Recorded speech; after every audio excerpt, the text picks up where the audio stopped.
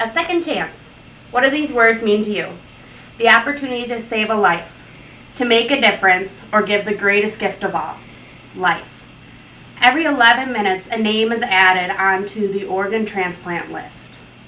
On the United Network for Organ Sharing website, to date, there has been about 2,100 transplants performed so far this year, with only 1,100 donors.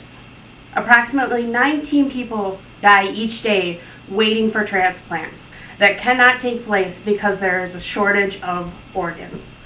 As of October 2008, more than 100,000 people are on the waiting list. That number is the population of a small city or like a suburb of Madison. Unfortunately, the number of donors is nowhere near that figure. Considering the shortage of organs for transplant, it is critical that people register as an organ donor. Lack of knowledge is the #1 reason why individuals do not register to be an organ donor. There are various resources like organdonor.gov that provides accurate information to inform people of how to become a registered donor or how to go about doing it. In addition to online resources, there are government programs and private programs like Donate Life that are focused and geared towards educating individuals about donating. There are several misconceptions regarding organ donation and organ transplant that seem to be hard to get over. The majority of misconceptions are based on urban legends and fear. For example, a person who is an organ donor wakes up in pain after being drugged and kidnapped, with a note nearby that explains their kidneys have been removed and sold on the black market. Another much reported rumor tells of a network which babies are brought up from Latin America and their organs are harvested for transplants. These urban legends are based on the black market. In truth, it is illegal to buy or sell human organs and tissues in the United States. In addition, every organ and tissue donation and transplant is reviewed by the national governing body. There are strict regulations preventing any type of black market from existing. Many individuals may be unsure if religion will support their decision to be organ donors.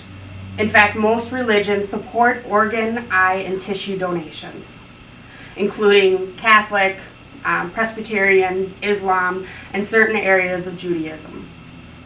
Several religions see organ donation as the final act of love and generosity towards others.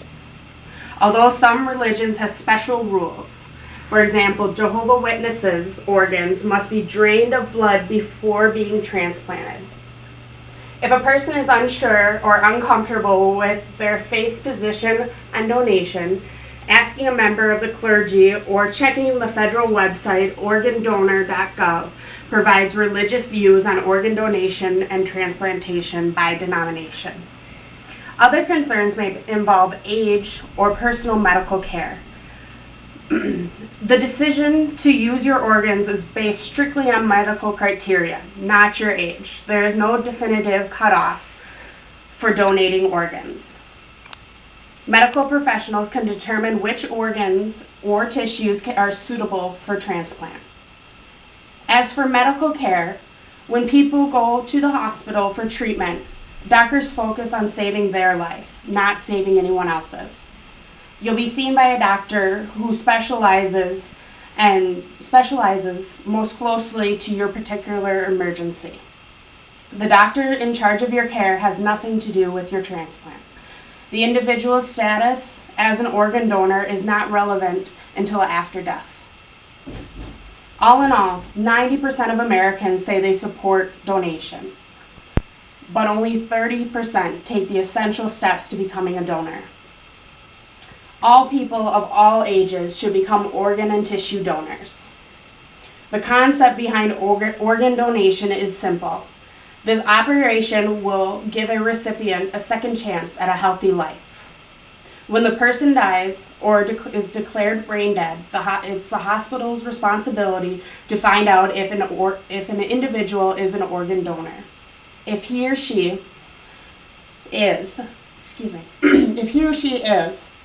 Their organs will be kept viable via a ventilator or other machines until the organs can be harvested. Most of the individuals whose organs are donated will have died from external trauma or via head injury. Those with serious illnesses like cancer usually do not make good candidates for organ donors. In fact, many factors are taken into consideration in determining what organs are viable, including how long the person has been deceased, along with the person's physical health before he or she had passed away. Turning this concept into reality was one of the greatest medical breakthroughs of the 20th century. Transplantation is one of the most remarkable success stories in the history of medicine. 50 years ago, the failure of a major organ would lead to death. But despite continuing advances in the medicine and technology, the need for organ and tissue is vastly greater than the number of transplants, or the number needed for a transplant. A transplantation is routine and has a very high success rate. Among the recipients from donors, the survival rate after 3 months is about 98% for kidney transplants and about 93% for liver transplants. After 10 years, the survival rate is about 61% for kidney and about 60% for liver. Depending on your beliefs, the benefit of organ donating can outweigh the cons. Organ donation helps grieving families. When a loved one dies, most families will want to do everything they can to help the grieving process. Knowing that the corneas or the heart of a person who just passed away will help another see or even live can be comforting. They receive some peace knowing that something positive has come out from the death. It provides a new lease on life for those receiving the organs. It gives them an opportunity at a second chance at life. For some, it means they can spend time with their families. For others, it just means they can live. It also improves the quality of life for individuals who are dependent on daily kidney dialysis or any other daily medical care. But all in all, the greatest gift that you can give somebody is life.